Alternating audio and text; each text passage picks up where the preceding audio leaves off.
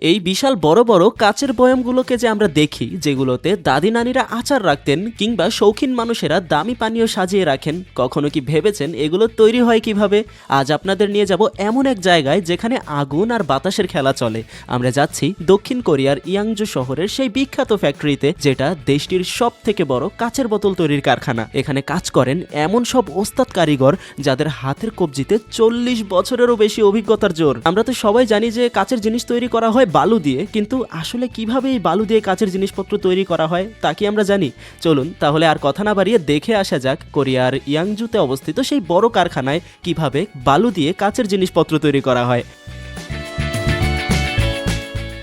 এই গল্পের সূচনাটাই হয় এক স্তূপ ধুলো, ময়লা আর ভাঙা কাচ থেকে। সাদা সাদা বালিতে ভরা বড় বড় স্তূপ কারখানার এক কোণে রাখা হয়েছে। হতে পারে এগুলো আবর্জনা, কিন্তু এই ফ্যাক্টরির কাছে এগুলোই হলো হীরা। কারণ কাচ তৈরির ফ্যাক্টরির কাছে এগুলোই তাদের কাঁচামাল। যেখানে 4-5 ডিজিটের টাকার অঙ্ক গুনতে হয়, সেখানে এই সুন্দর চকচকে কাচের শিল্প তৈরি হয় অবহেলিত ধুলা, ময়লা এবং বালিকণা থেকে। যেমন প্রথম ধাপ হলো ভাঙা কাচের পুনর্জন্ম। বুঝতেই তো পারছেন, পরিবেশ বান্ধব করার কাজ শুরু হয়ে গিয়েছে। একটা জায়গায় অনেকগুলো পুরনো কাচের বোতলে স্তূপ দেখা যাচ্ছে। একটা লোক এসে প্রথমে সেই পুরনো কাচগুলোকে মেশিনে দিয়ে মিহি করে গুঁড়া করে নেন। মেশিন থেকে গুঁড়ো হয়ে বের হওয়া কাচগুলোকে দেখে মনে হচ্ছে যেন জলধারা। খুব সুন্দর করে ঝরঝর করে মেশিন থেকে পড়ে যাচ্ছে কাচের গুঁড়াগুলো। এরপর গাড়ি দিয়ে সেই ময়লার স্তূপগুলো থেকে টন টন বালি আর ভাঙা কাচ নিয়ে একটা বড় স্টোরেজে রাখা হয়। পুরো স্টোরেজ বালি দিয়ে উপচে পড়ায় একটা লোক এসে সেগুলোকে ঠিক করে মেশিনে গুঁড়ো করে রাখা কাচের গুঁড়োগুলোর সাথে মেশানো হয় সাদা ধবধবে সিলিকা বালু এবং আরও কিছু গোপন রাসায়নিক উপকরণ।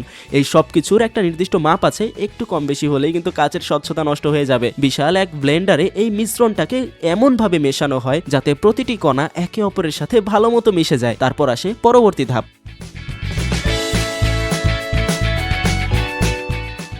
আগুনের গুহায় রূপান্তর, মানে মেল্টিং প্রসেস। মিশ্রণ তো তৈরি, এবার এটাকে গলানোর পালা। এই মিশ্রণটিকে পাঠানো হয় বিশাল এক চুল্লিতে। সেখানকার তাপমাত্রা শুনলে আপনার চোখ কপালে উঠে যাবে, কারণ ওই বিশাল চুল্লিগুলোর আশেপাশের তাপমাত্রা প্রায় 1300 ডিগ্রি সেলসিয়াস। ভাবুন একবার, এই প্রচণ্ড তাপে শক্ত বালু আর কাচের গুঁড়ো গলে গিয়ে ঠিক যেন আগ্নেয়গিরির লাল টকটকে লাভার মতো হয়ে যায়। তারপর আসে তৃতীয় ধাপ। এই ধাপে কাজে লাগে কারিগরের ফুসফুসের জোর, কারণ এই ধাপে কারিগর ফু দিয়ে কাচের লাল টকটকে লাভাকে আকার দেন। অবশ্য বেশিরভাগ ক্ষেত্রে মেশিনের ব্যবহার করা হয়, কিন্তু এন্টিক জিনিসপত্র আর কিছু কিছু বিষয়ে মানুষের দরকার হয়। চুল্লির ভেতর থেকে যখন সেই গনগনে তরল কাচ বের করা হয়, তখন শুরু হয় আসল খেলা। একজন কারিগর লম্বা একটা লোহার পাইপের মাথায় সেই আগুনের গোলার মতো কাচটা তুলে নেন। পাইপটা অবিরাম ঘোরাতে হয়, না হলে কাচ নিচে গড়িয়ে পড়বে। এরপর সেই ওস্তাদ কারিগর পাইপের অন্য মাথায় মুখ লাগিয়ে জোরে ফু দেন, ঠিক যেন আমরা মেলায় গিয়ে বেলুন ফোলাই তেমন করে নিজের ফুসফুসের সমস্ত জোর দিয়ে সেই আগুনের পিণ্ডটাকে একটা ছোট গোলকের আকার দেন।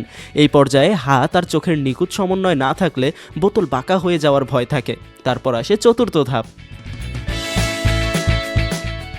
এবার ফু দিয়ে আকার দেওয়ার পর সেটাকে আবার গলিত কাচের মধ্যে ডুবিয়ে দ্বিতীয়বার প্রলেপ দেওয়া হয়, এতে বোতলটি মজবুত হয়। এরপর শুরু হয় এক অদ্ভুত কাজ। সেই তপ্ত বোতলটাকে পানিতে চুবিয়ে ঠান্ডা করা হয় এবং পুরনো খবরের কাগজ দিয়ে ঘষে ঘষে উপরিভাগ পরিষ্কার করা হয়। ভাবছেন খবরের কাগজ কেন? কারণ এটাই কাচের উপর বাড়তি ময়লা সরাতে সব থেকে কার্যকর এবং সাশ্রয়ী উপায়। তারপর আসে পঞ্চম ধাপ।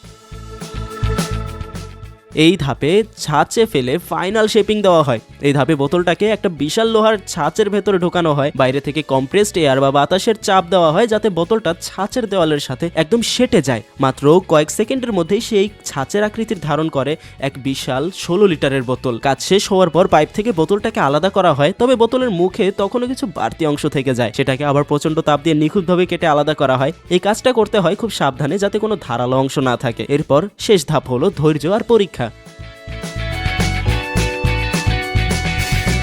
বোতল তো তৈরি, কিন্তু এখন এটাতে হাত দেওয়া মানে বিপদ। এগুলো এখন অসম্ভব গরম। যদি এখনই সাধারণ বাতাসে রাখা হয়, তবে থার্মাল শকে কাচ ফেটে চৌচির হয়ে যাবে। তাই এগুলোকে একটা লম্বা সুরঙ্গের মতো কুলিং মেশিনে পাঠানো হয়, যেখানে তাপমাত্রা ধীরে ধীরে কমানো হয়। অবশেষে আসে পরীক্ষার পালা। প্রতিটি বোতল অভিজ্ঞ পরিদর্শকেরা ভালো করে পরীক্ষা করেন। কোথাও কোনো সূক্ষ্ম ফাটল বা বুদবুদ আছে কিনা তা দেখা হয়। এই কড়া পরীক্ষা পাশ করলেই তবে বোতলটি বাজারে যাওয়ার অনুমতি পায়। ব্যাস, এভাবেই ঘন্টার পর ঘন্টা পরিশ্রম আর তপ্ত আগুনের সাথে লড়াই করে তৈরি করা হয় ইয়াংজুর সেই গর্ব বিশাল এক 16 লিটারের কাচের বোতল। কারিগরদের এই নিরলস পরিশ্রমের কারণেই আমরা আমাদের রান্নাঘরে বা ড্রয়িং রুমে এত সুন্দর সব কাচের জিনিস দেখতে পাই। তো বন্ধুরা, কেমন লাগলো আগুনের এই কারসাজি? আমি সত্যি মুগ্ধ হয়েছি।